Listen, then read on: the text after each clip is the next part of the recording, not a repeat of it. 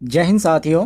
स्वागत है आप सभी का सत्या एक्सीलेंट यूट्यूब चैनल पे। साथियों, अभी आप स्क्रीन पे जो क्वेश्चन देख रहे हैं, ये क्वेश्चन जो मैंने कवर किया है पिछले साल का, जितने भी छात्र एग्जाम दिए थे उनका जब आंसर की जारी किया गया था, जिसमें छात्र ये देखते हैं कौन सा ऑप्शन हमने सही मारा है और कौन सा ऑप्शन गलत है।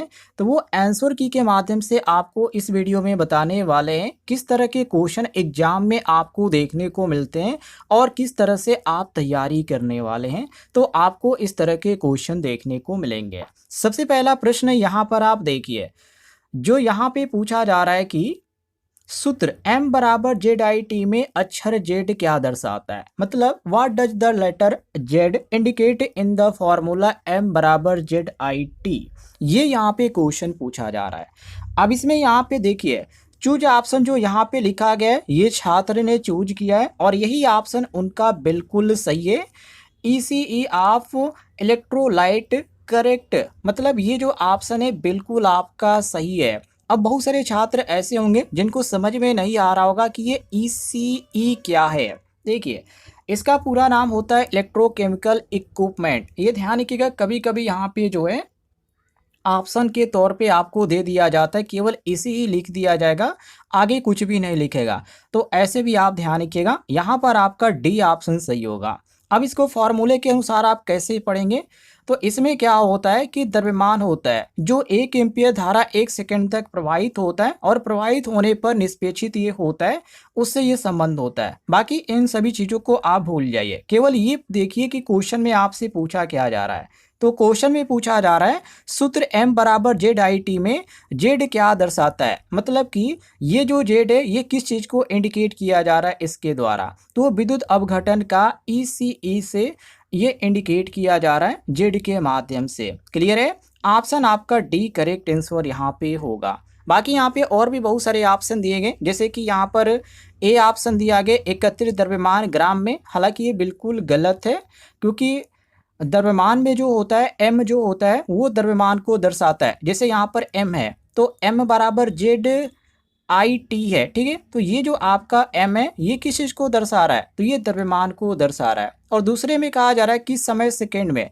तो ये जो सेकंड दिखा रहा है ये t मतलब टाइम सेकंड, ये आपका जो समय है वो यहाँ पे t से इंडिकेट किया जाता है। और धारा दिया गया तो धारा को तो I से इंडिकेट किया जा रहा है। सब कुछ आपको एक ही सूत्र में देखने को मिल रहा है, लेकिन क्वेश्चन में जेड के बारे में आपसे पूछा जा रहा है, न कि एम के बारे में, न ही आई के बारे में और न ही टी के बारे में। तो जेड इसमें किस चीज़ को इंडिकेट किया जा रहा है, तो विद्युत अपघटन का ECE को इंडिकेट किया जा रहा है। क्लियर है, आगे बढ़ते हैं। प्रश्न संख्या यहाँ पे देखिए 2 को, जिसमें पूछा जा रहा है कि बैटरी के आवेशन के दौरान वेंट प्लग को खुला क्यों रखा जाता है।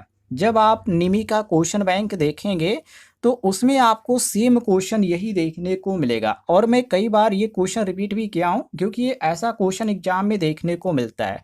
अब इसमें यहाँ पे जो सही होगा ऑप्शन डी सही होगा, गैसों को स्वतंत्रता पूर्वक बाहर निकलने हेतु।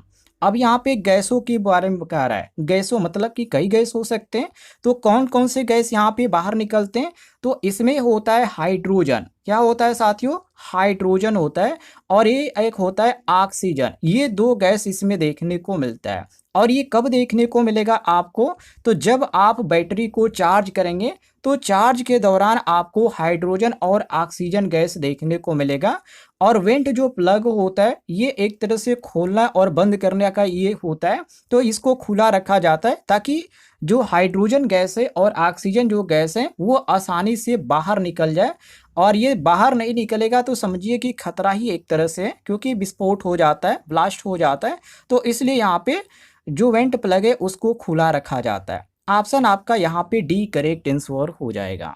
आगे बढ़ते हैं। प्रश्न संख्या यहाँ पर 3 को देखिए, जिसमें पूछा जा रहा है घरेलू वायरिंग के लिए किस प्रकार के इंसुलेशन टेप का उपयोग किया जाता है। तो इसमें आपका होता है PVC। क्या होता है साथियों, PVC होता है, ध्यान रखिएगा। ये जो होता है एक अच्छा इंसुलेशन माना जाता है, नमी प्रतिरोध हो गया, लचीलापन होते आ गया, और ये सस्ता भी मिलता है। तो ये जो होता है इसी के कारण घरेलू वायरिंग में सबसे ज़्यादा इसका इस्तेमाल किया जाता है। बाकी और भी बहुत सारे इंसुलेशन होते हैं, जैसे यहाँ पर ऑप्शन में ही खुद देख लीजिए, पहला ऑप्शन दिया गया रबर टेप। रबर टेप जो कि इसका उपयोग औद्योगिक जो कार्य होता है उसमें किया जाता है, घरेलू में इसका नहीं किया जाता है। तो ये आपका पहला ऑप्शन ऐसे गलत होगा। और बी ऑप्शन दिया गया वार्निश कैम्बी क्रैप टेप। तो ये जो होता है एक तरह से मोटर वाइंडिंग जो होती है उस समय इसका उपयोग किया जाता है, और ट्रांसफार्मर होता है उसमें भी आपको देखने को मिलेगा ये आपका उसमें उपयोग किया जाता है, लेकिन घरेलू में इसका भी उपयोग नहीं किया जाता है, इसलिए ये भी ऑप्शन आपका गलत है। और डी सी ऑप्शन दिया गया घर्षण टेप। तो घर्षण टेप जो होता है इस समय ये उपयोग नहीं किया जा रहा है। जो पुरानी प्रकार के जो कपड़े आधारित जो टेप होते थे उसको बोला जाता था घर्षण टेप, जो कि आज की डेट में इसका उपयोग बिल्कुल भी नहीं होता है। ये बहुत ही पुराना प्रणाली है, इस समय इस्तेमाल इसका नहीं किया जाता है। इस समय केवल यहाँ पे पीवीसी टेप का किया जाता है, जो यहाँ पर आपका डी ऑप्शन दिया गया है। क्लियर है? आगे बढ़ते हैं। प्रश्न संख्या 4 को देखिए, ये यहाँ पे सूत्र है। अब इसमें ये क्वेश्चन में पूछा जा रहा है कि स्टार संयोजित प्रणाली में लाइन वोल्टेज VL और फेज वोल्टेज VP के बीच संबंध है। ये सूत्र है, और ये आपको जो देखने को मिल रहा है इसका होता है VL बराबर √3 VP। ये इसका सूत्र होता है। इस पर कभी कभी यहाँ पे सवाल भी पूछ दिया जाता है, तो इसको आप नोट कर लीजिएगा। चलिए आगे बढ़ते हैं। प्रश्न संख्या 5 को देखिए, जहाँ पे पूछा जा रहा है किस प्रकार का रिले AC और DC दोनों सप्लाई पे संचालित किया जा सकता है। मतलब which type of relay can be operate on both AC and DC supply. अब इसमें आपको बहुत सारे ऑप्शन देखने को मिलते हैं, लेकिन यहाँ पे जो आपका हरा कलर में यहाँ पे पहले से करेक्ट अल्टरनेटिव है ये आपका बिल्कुल सही होगा। हालांकि जिस छात्र का मैं आपको आंसर की दिखा रहा हूँ उन्होंने ड्राई रीड सेले मारा है, लेकिन ये गलत है। गलत कैसे ये भी मैं आपको बताऊंगा, लेकिन आप ये ध्यान रखिएगा यहाँ पर आवेग रिले आपका बिल्कुल सही हो जाएगा। क्लियर है? क्योंकि ये जो होता है AC और DC दोनों के लिए होता है आवेग रिले। बाकी ड्राई जो रीड रिले होता है ये बिल्कुल गलत होगा, क्योंकि इसका जो उपयोग होता है ये इसमें नहीं किया जाता है। फेरेड रिले तो एक तरह से अलग ही होता है, और यहाँ पे उष्मीय यहाँ पे रिले दिया गया, तो उष्मीय रिले मतलब थर्मल रिले की बात किया जा रहा है। तो ये भी गलत है, क्योंकि मोटर को जब ओवरलोड से बचाने के लिए इसका इस्तेमाल किया जाता है तो उस समय AC और DC दोनों सप्लाई पे काम ही नहीं करता है। ये ध्यान रखिएगा, ये आपका बिल्कुल गलत है। केवल आपका यहाँ पे ए ऑप्शन करेक्ट आंसर हो जाएगा। आगे देखते हैं अगले प्रश्न को। प्रश्न संख्या 6, जिसमें साथियों पूछा जा रहा है ठोस चालक की तुलना में तंतु चालक का क्या लाभ है। मोस्ट इंपॉर्टेंट क्वेश्चन है, जहां पहला ऑप्शन ये आपका सही है, अधिक लचीला फ्लेक्सिबल की बात किया जा रहा है कि ये अधिक फ्लेक्सिबल होता है उसके कारण, तो ये बिल्कुल आपका सही है। क्योंकि तंतु चालक जो होते हैं एक तरह से देखा जाए तो पतले पतले तार के होते हैं, और ये आसानी से मुड़ जाते हैं, और बार बार मोड़ने पर भी ये टूटते बहुत ही कम ही देखने को मिलते हैं। बाकी जो अलग होते हैं जैसे कि कम वोल्टेज ड्रॉप यहाँ पे दिया गया, हालांकि ये ड्रॉप से कोई इसका संबंध ही नहीं, फ्लेक्सिबल अलग चीज़ है और वोल्टेज ड्रॉप गिरना अलग चीज़ है, तो ये भी आपका गलत है। अधिक इंसुलेशन प्रतिरोध भी कहना गलत हो जाएगा, क्योंकि इंसुलेशन प्रतिरोध जो होता है वो चालक पे निर्भर ही नहीं करता है, इसलिए आपका ये ऑप्शन गलत होगा। और डी ऑप्शन दिया गया लागत कम है। तो तंतु चालक बनाने में एक तरह से अधिक सामग्री का और निर्माण प्रक्रिया में काफ़ी यहाँ पे चीज़ें इसमें होती है, तो कम लागत तो कहना और भी गलत हो जाएगा। केवल आपका यहाँ पर ए ऑप्शन सही हो जाता है। आगे बढ़ते हैं। प्रश्न संख्या 7 को देखिए, जिसमें साथियों पूछा जा रहा है कि यहाँ पे क्वेश्चन थोड़ा सा लंबा है, जूम मैं कर देता हूँ। यहाँ पर देखिए, इसमें पूछा जा रहा है कि चित्र में दिखाए अनुसार ट्रांसफार्मर की शीतलन विधि क्या है। अब ये ट्रांसफार्मर है, इसमें यहाँ पे शीतलन विधि आपसे पूछा जा रहा है, तो यहाँ पर आपका सही हो जाएगा बी ऑप्शन, तेल प्राकृतिक ठंडा। कहने का मतलब यहाँ पर है जो इसका विधि होता है ट्रांसफार्मर को ठंडा करने का, शीतल करने का, वो तेल के द्वारा किया जाता है। ना इसमें हवा का उपयोग कर सकते हैं, ना यहाँ पे पानी तो और भी खतरनाक साबित हो जाएगा, और हवा ठंडा ये भी कहना गलत है। केवल आपका यहाँ पर बी ऑप्शन सही हो जाता है। आगे बढ़ते हैं, अगले प्रश्न को देखिए। प्रश्न संख्या 8। अब यहाँ पे पूछा जा रहा है कि पावर ट्रांसफार्मर में विस्फोट वेंट का उद्देश्य क्या है। ये भी क्वेश्चन आपका इम्पोर्टेंट है। तो दबाव का उत्सर्जन, यहाँ पे आपका सी ऑप्शन सही हो जाएगा, क्योंकि एक तरह से फॉल्ट जो होता है, जब फॉल्ट होता है तो फॉल्ट होने पर गैस जो होता है एक तरह से उसमें यहाँ पे अधिक यहाँ पे दबाव देखने को मिलता है, दबाव उत्पन्न होता है। तो एक्सप्लोजन वेंट जो होता है एक तरह से आंतरिक दबाव को बाहर निकाल कर टैंक को फटने से बचाने में एक तरह से मदद करता है। तो ये उसी चीज़ को लेकर क्वेश्चन पूछा जा रहा है कि पावर ट्रांसफार्मर में विस्फोट वेंट का उद्देश्य क्या है, तो दबाव का उत्सर्जन। ऑप्शन आपका यहाँ पे सी करेक्ट आंसर होगा। बाकी और भी ऑप्शन दिए गए, जैसे पहला ऑप्शन दिया गया ताप का उत्सर्जन, तो ये तो कहना यहाँ पे बिल्कुल गलत हो जाएगा, क्योंकि ताप का उत्सर्जन एक तरह से अलग चीज़ है। ट्रांसफार्मर की जो गर्मी होती है, जो रेडिएटर होता है और जो तेल होता है, ये उसके माध्यम से बाहर निकलता है। इसमें यहाँ पे वेंट का कोई यहाँ पे काम नहीं होता है। और यहाँ पे आपका बी ऑप्शन देखिए दिया गया है, वायु का उत्सर्जन। हालांकि ट्रांसफार्मर का जो संचालन है, ये वायु निकालना एक्सप्लोजन वेंट का उद्देश्य इससे बिल्कुल भी नहीं है, ये बिल्कुल अलग चीज़ है वायु उत्सर्जन। यहाँ पे केवल आपका सी ऑप्शन सही हो जाता है। आगे बढ़ते हैं, प्रश्न संख्या 9 को देखिए, जहाँ पे पूछा जा रहा है कि ओम के नियम से कौन सी विद्युत राशियां संबंधित है। ओम का नियम, तो ओम का नियम क्या है, V बराबर आई आर, तो वोल्टेज, धारा और यहाँ पे आपका रजिस्टेंस हो जाएगा।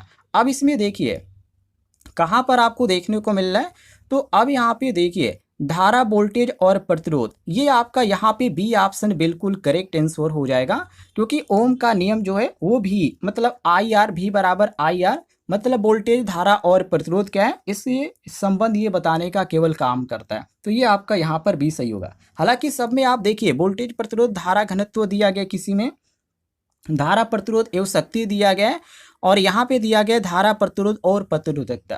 हालांकि सबसे एक सूत्र बनेगा, लेकिन ओम के नियम को ये फॉलो नहीं करेगा। अब यहाँ पे जैसे पहला ऑप्शन दिया गया वोल्टेज, प्रतिरोध और धारा घनत्व, तो ये देखिए ये ओम के नियम को फॉलो नहीं कर रहा है। और यहाँ पे आपका सी ऑप्शन दिया गया धारा, प्रतिरोध एवं शक्ति, तो ये जो है आपका P बराबर भी आई या आई स्क्वायर आर से ये इसका संबंध बन रहा है, लेकिन ओम के नियम से नहीं बन रहा है। और डी ऑप्शन दिया गया धारा, वोल्टेज और प्रतिरोधकता, तो एक तरह से ये तो इसमें गुण ही नहीं होता है प्रतिरोधकता का, तो ये अलग चीज़ है, ये ओम के नियम में नहीं है। ये भी ऑप्शन आपका गलत है, केवल आपका यहाँ पर बी ऑप्शन सही हो जाएगा। आगे देखते हैं, प्रश्न संख्या 10 को देखिए, जहाँ पे पूछा जा रहा है कि HRC फ्यूज हेतु फ्यूजिंग गुणांक क्या है। हाई रैप्चरिंग कैपेसिटी, HRC का पूरा नाम क्या होता है, हाई रैप्चरिंग कैपेसिटी। अब इसमें ये पूछा जा रहा है कि इसका जो फ्यूजिंग गुणांक होता है वो क्या होता है, तो ये होता है 1.1, जो कि यहाँ पर आपको देखने को मिल जाता है option D correct answer. Question काफ़ी इजी था। चलिए आगे बढ़ते हैं, प्रश्न संख्या 11 को देखिए, मैं थोड़ा सा जूम कर देता हूँ। ये रहा है आपके सामने क्वेश्चन संख्या 11, जहाँ पे पूछा जा रहा है यदि किसी श्रृंखला परिपथ में एक प्रतिरोध खोल दिया जाए तो क्या होगा।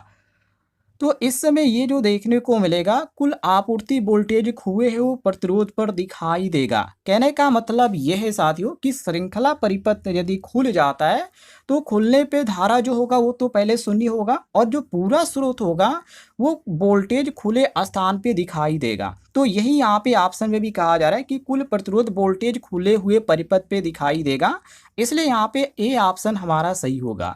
और बी ऑप्शन दिया गया खुले हुए प्रतिरोध में अधिक विद्युत हानि। हालांकि हानि से इसका मतलब नहीं है, क्योंकि खुला परिपथ होने से धारा जो है बहती ही नहीं है, तो बिना धारा के हानि कैसी होगी, कोई भी यहाँ पे हानि नहीं होगी, ये ध्यान रखिएगा। और सी ऑप्शन दिया गया पूर्ण धारा खुले हुए प्रतिरोध से प्रवाहित होगी, तो ये भी कहना गलत हो जाएगा, क्योंकि खुला परिपथ जो होगा उससे धारा प्रवाह एक तरह से रोका जाएगा। जैसे ये एक मैंने यहाँ पे वायर ले लिया, अब इसमें धारा प्रवाहित हो रही है, और खुला परिपथ कहने का मतलब ये कि ये जो है यहाँ से काट दिया गया वायर, ये ओपन हो चुका है। बंद परिपथ में धारा प्रवाहित होती है, खुला परिपथ में धारा प्रवाहित नहीं होती है। तो ये इसमें क्या होगा, इसमें यहाँ पे धारा ही प्रवाहित नहीं होगा, तो इसमें भी यहाँ पे क्या होगा साथियों, हानि नहीं होगी, ये ध्यान रखिएगा। हमारा केवल यहाँ पर ए ऑप्शन सही हो जाता है। आगे बढ़ते हैं, प्रश्न संख्या 12 को देखिए, जहाँ पे पूछा जा रहा है यहाँ पे कि आग बुझाने में स्टोविंग क्या है। मोस्ट इम्पोर्टेंट क्वेश्चन है। तो आग से ईंधन तत्व निकालना, कहने का मतलब ये, स्ट्रीमिंग का मतलब आप समझिए ये एक विधि होता है और विधि में आग को जलाने वाले जो ईंधन होते हैं उसको हटाया जाता है, जिससे दहन प्रक्रिया जो होती है वो खुद ही समाप्त हो जाती है। और इसी को लेकर ये प्रश्न पूछा जा रहा है, तो ऑप्शन आपका सी यहाँ पे सही हो जाएगा। बाकी और भी यहाँ पे ऑप्शन दिएंगे लेकिन कन्फ्यूजन टाइप के दिएंगे, आप इन सबको भूल जाइए, केवल आपका यहाँ पे सी ऑप्शन सही होगा। आगे बढ़ते हैं, प्रश्न संख्या 13 को देखिए, जहां पे पूछा जा रहा है चित्र में दिखाए गए जोड़ का नाम क्या है। ये जो आपको जोड़ जो देखने को मिल रहा है ये काफी इंपॉर्टेंट है और इसको बोला जाता है मैरिड जोड़, जो कि यहाँ पे आपको जो देखने को मिल रहा है यहाँ पर आपका डी ऑप्शन सही होगा। कल की डेट में मैंने ब्रिटानिया जो यहाँ पे टी ज्वाइंट है उसके बारे में आपको जानकारी दिया था, वेस्टर्न यूनियन ज्वाइंट है इसके बारे में मैंने आपको बताया था। प्रैक्टिकल का जब मैंने आपको क्लास कराया था तो उसमें इस सभी चीज़ों के बारे में डिटेल में जानकारी दिया था। यदि आपने वो वीडियो नहीं देखा है तो चैनल पे अपलोड है, वहाँ से आप देख लीजिएगा। आगे देखते हैं हम, प्रश्न संख्या 14, इसमें पूछा जा रहा है कि जैसा कि चित्र में दिखाया गया है किस एसी सर्किट में वोल्टेज V और करंट I के बीच संबंध होता है। तो यहाँ पे आपको सर्किट यहाँ पर देखना पड़ेगा, वोल्टेज I और यहाँ पे V की बात किया जा रहा है। और यहाँ पर देखिए ये थोड़ा सा लंबा हो रहा है, यहाँ पे जो सही होगा आप फिगर के अनुसार देख लीजिएगा, थोड़ा सा लंबा है। यहाँ पर आपका सी ऑप्शन सही होगा, शुद्ध प्रेरणिक परिपथ, ये आपका करेक्ट आंसर यहाँ पे हो जाता है। आगे बढ़ते हैं हम, प्रश्न संख्या 13 को देखिए, जहाँ पे पूछा जा रहा है कि विद्युत केतली में शोल प्लेट का उद्देश्य क्या है। देखिए हीटिंग के लिए ये होता है, मतलब आप कह सकते हैं कि जो शोल प्लेट होता है हीटिंग एलिमेंट को एक तरह से बर्तन के साथ अच्छी तरह के संपर्क में इसको रखा जाता है जिससे उष्मा का स्थानांतरण हो सके, अधिक अप्रभावी हो जाए, तो इसी कारण किया जाता है। तो ये आपका यहाँ पे बी ऑप्शन सही होगा, अवयव को कंटेनर के निकट संपर्क में रखें, ऑप्शन आपका यहाँ पर बी करेक्ट आंसर होगा। और ए ऑप्शन दिया गया केतली बेस को नुकसान से बचाए, तो ये तो बिल्कुल गलत होगा, क्योंकि सोल प्लेट का उद्देश्य जो होता है केवल बेस की सुरक्षा करना ही नहीं होता है, बल्कि वास्तविक जो कार्य होता है देखा जाए तो ये हीटिंग के लिए होता है साथियों, हीटिंग एलिमेंट से इसका संबंध होता है। नुकसान और यहाँ पे फायदे से संबंधित ये चीज ही नहीं है, केवल आपका यहाँ पे बी ऑप्शन करेक्ट आंसर हो जाता है। चलिए आगे बढ़ते हैं अगले प्रश्न की ओर। प्रश्न संख्या 16 को देखिए, जिसमें पूछा जा रहा है कि यदि एक स्टैंडर्ड कंडक्टर को और यहाँ पे 7/1.40 के रूप में नामित किया गया है तो संख्या 1.40 क्या दर्शाती है। मतलब आप कोई कंडक्टर है उसको 7 बटे आप यहाँ पे लिख रहे हैं 1.40, तो जो यहाँ पे 1.40 आप लिख रहे हैं इसका मतलब क्या है। तो इसका साथियों मतलब है 1 जो यहाँ पे 40 लिखा गया है ये क्या है, एक तरह से इसका मानक वायर का नामांकन है, मतलब ये जो है mm में यहाँ पे दर्शाया गया है। अब यहाँ पे ऑप्शन भी दिया गया कि प्रत्येक कंडक्टर का जो व्यास है वो क्या है mm में इतना, तो हमारा यहाँ पे सही हो जाता है option A correct answer. Clear है साथियों, ए ऑप्शन यहाँ पे सही हो जाएगा। यहाँ पर आप ऐसे भी कह सकते हैं कि 7/1.40 इसका मतलब ये हुआ कि चालक जो है 7 तारों से बना है और प्रत्येक का जो व्यास है वो 1.40, सिंपल सी भाषा में समझिए, ज़्यादा यहाँ पे आपको सोचने की ज़रूरत नहीं है। तो यहाँ पे आपका सही होता है, उसी कारण हमारा ए ऑप्शन करेक्ट आंसर कि प्रत्येक कंडक्टर का जो व्यास है उसको ये दर्शाया जा रहा है कि 1.40। बाकी जो यहाँ पे 7 जो दिखाया जा रहा है ये क्या है, तो 7 जो दर्शाया जा रहा है ये 7 तारों से बना है, इसका मतलब ये है, ये ध्यान रखिएगा। चलिए आगे बढ़ते हैं, अगले प्रश्न को देखिए। अगले प्रश्न में पूछा जा रहा है कि यहाँ पर कि समानांतर में जुड़े 3 प्रतिरोधकों R1, R2 और R3 के समतुल्य प्रतिरोध RT का सूत्र क्या है। तो RT बराबर होता है, यहाँ पे दिया भी गया, आप यहाँ पे लिखने की जरूरत नहीं है। RT बराबर यहाँ पे सूत्र होता है R1 plus R2 plus R3, यही आपका करेक्ट आंसर हो जाएगा। या आप ऐसे भी कह सकते हैं कि विपरीत ध्रुवता वाला जो यहाँ पे होता है उसके अंतर्गत, तो हम यहाँ पे कहेंगे कि R1 और R2 और R3 का जो समतुल्य प्रतिरोध है वो RT के सूत्र के अनुसार हमारा बी ऑप्शन बिल्कुल मैच कर रहा है, बी ऑप्शन हमारा सही हो जाएगा। आगे देखते हैं, वीडियो थोड़ा लंबा हो रहा है। प्रश्न संख्या 18 को देखिए, जहां पे पूछा जा रहा है किस प्रकार के उपकरण का उपयोग वायु घर्षण डैम्पिंग के साथ किया जाता है। ये भी क्वेश्चन आपका काफ़ी इम्पोर्टेंट है। तो ये जो होता है चल और लौ उपकरण होता है उसके साथ डैम्पिंग किया जाता है। ऑप्शन आपका यहाँ पे बी करेक्ट आंसर हो जाएगा। नेक्स्ट क्वेश्चन है, गुरुत्वाकर्षण नियंत्रण के साथ प्रदान किए गए उपकरण का उपयोग करने की स्थिति कौन सी है। तो ये ऊर्ध्वाधर स्थिति जिसको बोला जाता है। यहाँ पर आपका सी ऑप्शन करेक्ट आंसर हो जाएगा। ये काफ़ी इजी क्वेश्चन है। बाकी क्षैतिज स्थिति अलग होती है, हॉरिजॉन्टल पोजीशन जिसको बोला जाता है, झुकी हुई स्थिति भी अलग होती है। ऊर्ध्वाधर स्थिति आपका बिल्कुल सही हो जाएगा। और लास्ट क्वेश्चन है इस वीडियो का, इसका उत्तर आप लोग सब लोग कमेंट में बताइएगा। उसके बाद अगला क्वेश्चन आपके लिए लेकर आएंगे।